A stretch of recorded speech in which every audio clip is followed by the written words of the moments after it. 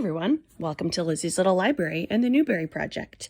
Today's book is the 2013 winner called The One and Only Ivan, written by Katherine Applegate. And I actually read the end notes first. So before the story started, I know the ending is both happy and sad. Spoilers, obviously. Happy because Ivan is freed and gets to retire at an animal sanctuary, but it's also sad because he is going to die. And I have every reason to believe this is a kid's book written for adults. My copy is the full-color collector's edition. It's larger than a notebook, is written in a large print font, and has colorful illustrations throughout. I also found it brand new for about $3. So let's get reading. The story is narrated first person by Ivan, the gorilla, which is a good clue that he will survive the book. And immediately, my first impressions of Ivan is that he's funny.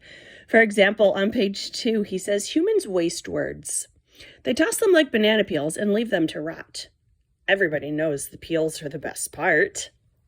And then on page 8, he says, I cannot read, although I wish I could. Reading stories would make a fine way to fill my empty hours. Once, however, I was able to enjoy a book left in my domain by one of my keepers. It tasted like termite. So Ivan lives in a shopping mall. I don't like that premise. He lives in the mall along with Stella, an elephant, and Bob, a dog. Ivan has no gorilla friends. Mac is the idiot who exploits the animals. And Julia is the 10-year-old daughter of the mall janitor who brings Ivan paper and crayons. Julia brings that. She goes to work with Dad. And Dad's name is George. One day, a baby elephant named Ruby is brought in to share Stella's cage. Stella takes care of her. Ruby asks Ivan a lot of questions, typical of a young child, and he realizes perhaps his own father wasn't such a sound sleeper, but pretending in order to avoid questions like, have you ever driven a truck? Can Bob fly? Poor Stella.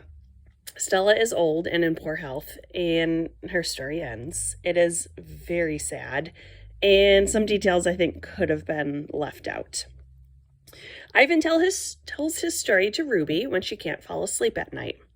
Mac had been raising him as a pet/child since he was very young, then dumped him in the mall when he got too big, and Mac is an idiot. Eventually, Ivan is able to convey a message through art that Julia understands. She convinces her dad to hang it on the billboard, which brings in a ton of publicity, including the local news outlet and many people in white coats. Adult readers would immediately identify them as vets and zookeepers. Eventually, all of the animals are rehomed to a zoo. Ivan is hesitant at first when he sees the big box, which is meant to be his moving box, but he goes into the box willingly to show Ruby not to be afraid. He sees her losing her spark and he wants more for her. Ivan and Ruby both fit into their new zoo communities. Julia adopts Bob the dog, and Dad gets a job. Dad gets a job at the zoo. He was fired from the mall after he hung up Ivan's art, which led to Ivan's release. The end. This book was really good. I generally avoid talking animal books, but I liked the bond between Ivan and Ruby, and also his explanations to Bob.